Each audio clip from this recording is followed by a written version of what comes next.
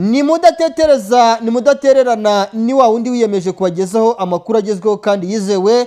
Nimwumva inyota mugira ngo muzicwa n'inyota y'amakuru kuri byinshi cyane biba bikomeje kugenda bigaragara ku isi muri rusange, by'umwihariko ibiri kubera ku butaka bwa Repubulika Demokarasi ya Kongo ndetse na situwasiyo mu karere ka Afurika y'Iburasirazuba. Oya ndagarutse rero mu makuru adasanzwe ngarukanye byinshi cyane utasanga ahandi uretse hano ku murongo wacu mugari urajwe inshinga no kubapudetinga umurongo wacu mugari urajwe inshinga no kubagezaho amakuru agezweho kandi yizewe muri rusange. Turaza kwikoza rero mu mirwano idasanzwe yabereye mu bice bya Warikare ndetse kandi kaza gusiga umutwe wa M23 ufashe kwa z'abacancuro bakomoka muri Amerika Amajyepfo, wa mutwe w'aba Blackwater ugizwe n'abakomoka mu gihugu nka Argentine, Colombia na Mexique n'ibindi bihugu bitandukanye byara muri Amerika Amajyepfo. Abagiye kuri batatu rero bamaze gufatwa, turaza kubagarukaho tumenye ese ni bande, ese ubundi bafashwe gute, bafatiwe he, byose turabyinjiramo. Muzengurutse Warikare nkubwire uko bihagaze. Nibidushobokera kandi ku murongo wa telefone ndibuze gushyiraho inshuti ndetse kandi akabuvandimwe umunyamakuru nawe ubikurikiranira hafi utugerageza kudusangiza inkuru nyamukuru kubikomeje kugenda bigaragara ku mirongo y'imbere ku rugamba.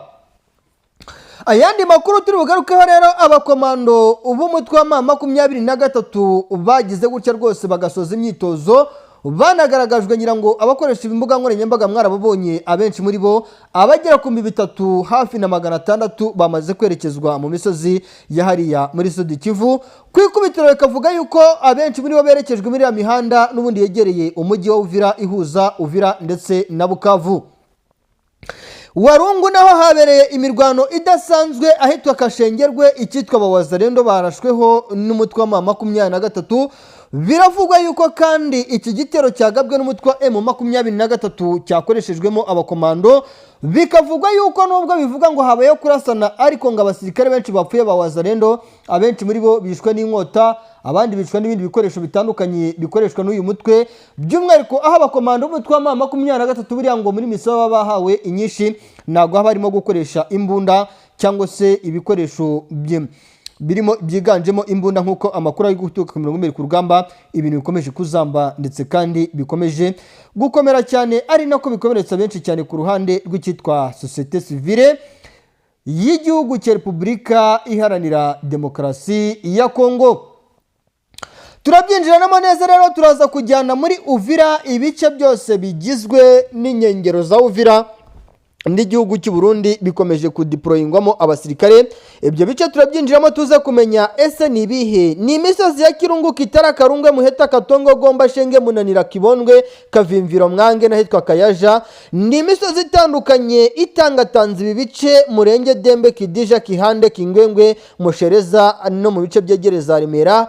Umutwe w'intare za Sarambwe wamaze kwashyitsa abasirikare benshi cyane. Niko kandi nanone mu byerekezo by'umuhanda Route kabiri uva hitwa Bukavu, Bugobe, Bihamamba na hitwa Kamisimbi, intare za Sarambwe zahadeployinze abasirikare benshi cyane. Nibikomeje kugenda bigaragara rero ko urugamba rukomeje kugenda rukomera cyane kandi urugamba rukomeje kugenda ruba ihurizo. Ni igitero tugiye guheraho kandi igitero gikomeye cyane umutwe wa M23 wagabye muri Warikare. Ni igitero intare za Sarambwe zazigamije gufata imisozi ya Mitusenge, Taweza, Ngora, Wenga na Miyanda ndetse na hitwa Tambuca. Nyamuneka ibyo bice rero, nyamuneka biriya bice bya Tambuca habereye icyitwa imirwano. Uruhande rw'umutwe w'intare za Sarambwe, amakuru ageze aka kanya mvuze nirekanya breaking nk'uwiganirira, ng'intare za Sarambwe zari zimaze iminsi zifitiye inzika abasirikare b'abacancuro bakomoka muri Amerika y'Amajyepfo, muri bihugu bya Colombia, bakomoka za Mexique, bakomoka muri bihugu muri bihugu Argentine. Nyamuneka dore ko binavuga yuko babiri bafashwe n'abanyakolombia n'umwe ukomoka mu gihugu cya Argentine. Aba rero nibo bagabweho ibitero mu misozi ya Mitusenge. Ariko njye mora nibaza ukuntu no mutwe urwana nanjye bikancanga. uyu mutwe wari uri hasi muri iriya misozi ya Zapeti Burayi ndetse uri hariya mu bice byegereza Ikobo, wari uri Nyanzira hafi y'iriya mihanda Route Nationale 511 ariko utaragira neza muri iyo mihanda ya Route Nationale 529 mu byerekezo byegereye Mubanda. Ariko nagiye kumva numva mu masaha agera kuri 3 mu masaha agera kuri 4 uyu mutwe ngo wamaze kugira Nyamiyanda, uyu mutwe ngo wamaze kugira Mubanda, uyu mutwe ngo wamaze kugira mu misozi ya Ngwera ndetse n'ahitwa Ngora. Nyamuneka ikintu cyabaye ngo umusirikare w'umutwe wa M23 yafataga gashoka muri metero zigera kuri 200, ngaka gakaraga kakaza kakumuriro kagakubita umusirikare w'umurundi cyangwa umusirikare wa FRDC agahita yikubita hasi. Samakabya nkuru na makuru nahawe kandi n'abari hafi y'igisirikare cya FRDC bayanyihereye. Uhakana ibi bintu baravuga ngo hariya ngo uhakana, niba ari uhakana ubugore aragaramwa, niba ari uhakana ubugore n'ubugabo, uzi imigani aransobanura neza. Niba ushaka kubona ibimenyetso by'aya makuru andika 078 58 70 237 ngushyira muri groupe wirebera ibyabereye Warikare. Abacacu babirigi bafatiwe za Warikare ndabafite, abasirikare bafatiwe nk'amateka ku mirongo mbere kugamba ba FARDC bo ntibakivugwa nabo ndabafite bafashwe. Ibice byafashwe intare za Sarambwe zabyifotorejemo amafoto ndayafite, ariko ngo umurundi ararwana. Icyo kintu tugisubireho. Umurundi ngo ari imisozi yitwa Taweza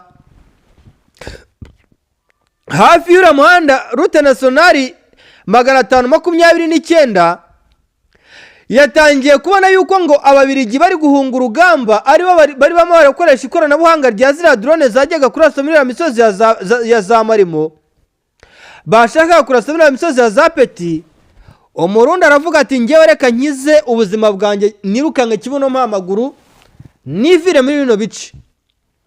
Umurundi nuko ngo yaje guhunga urugamba yikuriramo akarenge ke, aravuga ati aba basirikare b'abawazarendo turi guhangana n'abasirikare ba FARDC mbona bari kurwana birukanka batazi niyo bagana, niyo bari gutuma uyu mutwe uri kututega mbushi mu bice byinshi bitandukanye bya hano. Nyamuneka ibintu ntago byoroshye. Ariko di ku murongo wa telefone mfiteho umuvandimwe araje dusangize ibiri kubera mu bice bya Uvira ndetse no mu yindi misozi itandukanye, mbabwira ukuri yuko ibintu bikomeye cyane. Ariko ntago nshobora kumushyiraho nababwiye neza, ngiyewe rwose nkunda kuvuga bari amakuru ndi jyenyine nubwo ngira abantu bamfasha.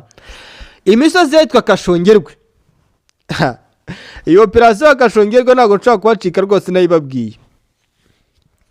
Umutwe wa 23 muri Sud Kivu mu misozi ya Minembwe uri ahitwa Karika, uri ahitwa Gombe, uri ahitwa Budodo, uri ahitwa Nduba, uri ahitwa Ngeshwe n'ahitwa Karambi. Ikosa none abasirikare ba FARDC rikomeye bakoze, ikosa abasirikare ba FARDC bakoze rikomeye ryanatumye bakubitwa kanyafu n'uno mutwe by'umwere kabone wazarendo.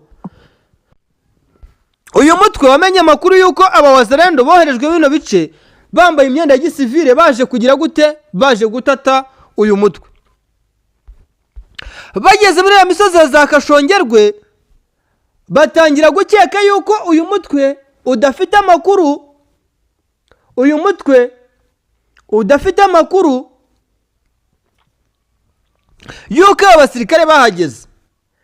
M23 irakomeza iryama muri ya misozi ya Zayizege n'ahitwa Karika. Urabibona yuko Kashongerwe iri hafi ya Geshwe n'ahitwa Nduba n'ahitwa Karambi iri hagati y'utwo duce, kandi utwo duce twose dutangatanzwe n'ibice n'ubundi bikontororwa n'utwo M23 ndetse natwirwaneho muri ya misozi ya Sud Kivu. Nyamuneka abakomando ngo bamanutse inkungugu, ariko aba bakomando kuki FARDC batayitera ubwoba? Ngewe iyi ntambara nayitangiye kera, iyi ntambara nayitangiye mu bice bya Razarubaya hari azabihambwe mbona ibyo abakomando ba M23 bakorera abasirikare ba FARDC babicisha udushoka n'inkota. Iyi ntambara nayitangiye mu misozi ya za Kirorirwe, mu za Busove ndetse n'ahari mu misozi ya hariya mu kibaya cya Kibumba, za Busove n'ahari mu misozi yegereye mu Kibati.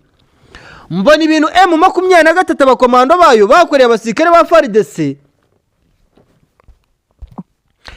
ndavuga ni ibintu bya biteye ubwoba sinzi ko umuntu mugenzi we bamukora bira bintu ngo yongere gutinyuka kujya ku mirongo y'imbere ku rugamba kuryama ahantu noneho bazi ko ari mu kibaya cy'umwanzi noneho bazi ko nta n'imikino agira